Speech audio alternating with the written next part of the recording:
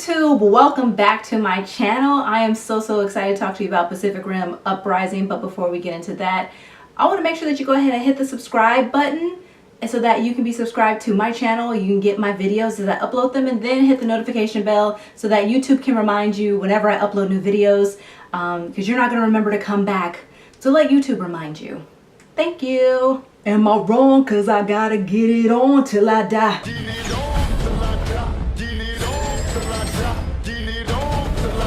You know, I was waiting the whole movie for them to play that song from the trailer.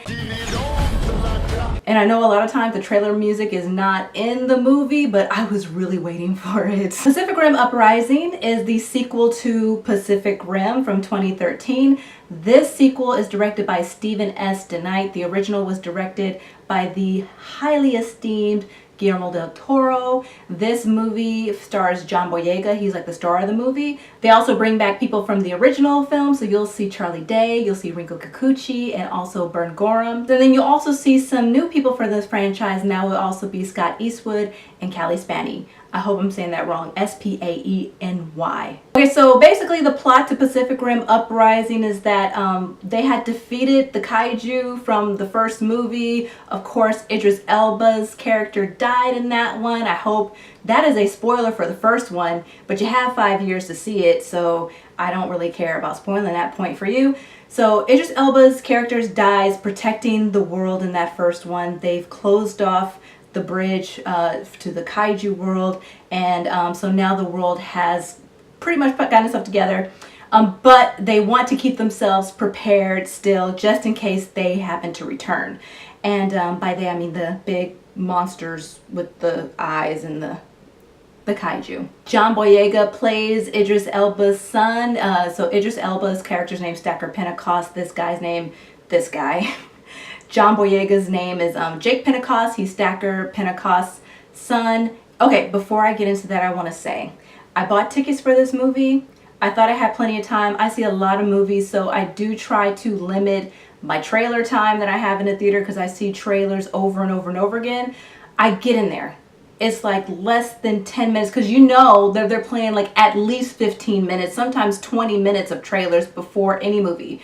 I get the tickets, I go in there with like at almost exactly 10 minutes, maybe even 9 minutes, and the movie has already started. And I'm like, and so I spent like the first 5 minutes just completely disoriented, wondering how much of it did I miss? Am I in the right theater? I'm looking around in my purse, using my flashlight like those assholes you see in theaters with their lights on. I'm looking in my purse trying to find my ticket stub to see if maybe I was in the wrong theater, if I was supposed to be at another screening. And then now trying to be like, all right, like this is obviously like the first act of the movie, so I'm just gonna stay, ride this out, and maybe I'll come back and rewatch it. But so after trying to get over my disorientation from that little experience, so I'll just let you guys know, if you've seen this movie, I came in on the part where John Boyega's character is chasing the young girl character. This one, this child, he's chasing her. And then they go find that she has this Jaeger of her own. So that's where I came in the theater. Let me know how much I missed, if I missed a lot or a little. So that out of the way. Okay, back to the plot. There's this company, Shao Industries, and their plan is to create these better Jaegers because the Jaegers of yesteryear required 2 pilots to operate it. And they're saying, hey, we can do 1 pilot, drone style, in the office. No need to go out into the field, guys. And people don't have to die fighting kaijus, right? So so that's kind of where things are right now, and trying to prepare for a potential attack of the kaiju. So one thing I have to note that I note about this is that John Boyega's performance in this is a little interesting to me. Now, if you go back to Star Wars: Last Jedi, of course he plays Finn in these new Star Wars films, and he does have some humorous moments that he brings out in that. And I feel like they really doubled down on John Boyega being funny in this one. And while it didn't seem, his performance didn't seem forced, it did seem a little bit out of place somewhat.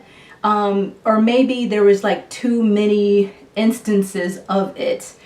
But it was weird because he's good at it, but it's just like, oh, this isn't the place where you should be doing that. And then that had made me wonder while I'm watching this, like, so Gringo just came out. Now I haven't seen Gringo, but when I saw the trailer, I was thinking, well, damn, David Oyelowo, that's a really interesting choice for the lead in a comedic movie. Like, he's usually doing a lot of serious stuff, and maybe he's good. Whatever. It's just that I see him as a very serious actor. And so I was just wondering to myself in watching Pacific Rim Uprising if maybe John Boyega would have been a better casting for Gringo or not.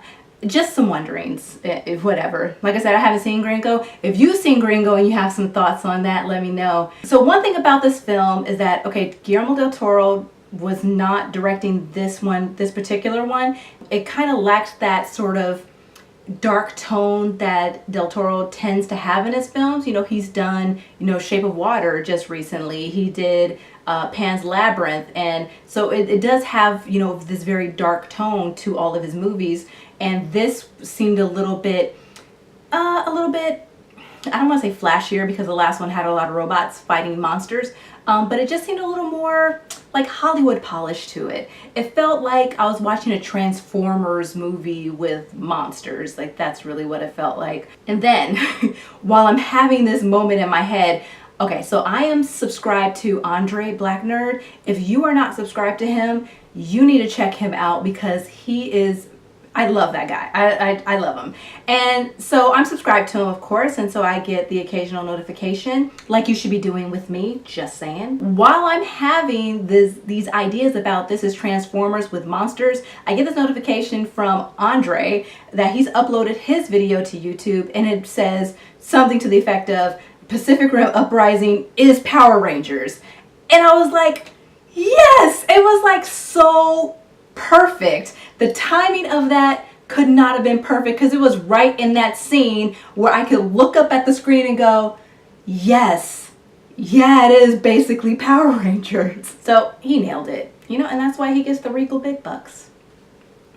So at the end of the day, it's a good popcorn movie. I mean, it's the action movie that's out right now. If you haven't seen Black Panther, I mean, Black Panther is still dominating in the theaters right now. So if you've seen Black Panther, a sufficient number of times, and you feel like some action type movie, I think Pacific Rim is a good go. Like I said, it's a good popcorn movie. Yeah, I mean, other than that, it's not going to be changing any lives anytime soon. But I did want to mention before I go ahead and wrap this up that a lot of the focus was on, like, Idris Elba's character, the, posthumously the Stacker Pentecost guy. And then, okay, so because I hadn't watched the original one, I mean, I've seen it back when it first came out, but I hadn't seen it recently in anticipation of the sequel. When I was putting together my ideas for this video, it had just occurred to me then. That's like, oh, Charlie Hunnam was in the first one. And from what I can remember, they didn't make any mention to Charlie Hunnam's character. That might have been in the first 5 minutes or so that I missed. Idris Elba's character was such a focal point throughout the whole movie, and Charlie Hunnam's character was nowhere to be found. Not a mention that I can think of. So that kind of wraps it up for this review. I'm going to experiment a little bit here, and I'm going to go into a segment that I like to call nonsensical spoilers. I'm doing this because I find myself a lot of times when I'm doing these reviews wanting to say things that could possibly spoil the movie for people, but I don't want to do it because I don't want to spoil the movie for you, obviously, but I still want to talk about it, and I am too lazy to do a whole spoiler talk video, TBH. So we are going to try nonsensical spoilers and see what happens.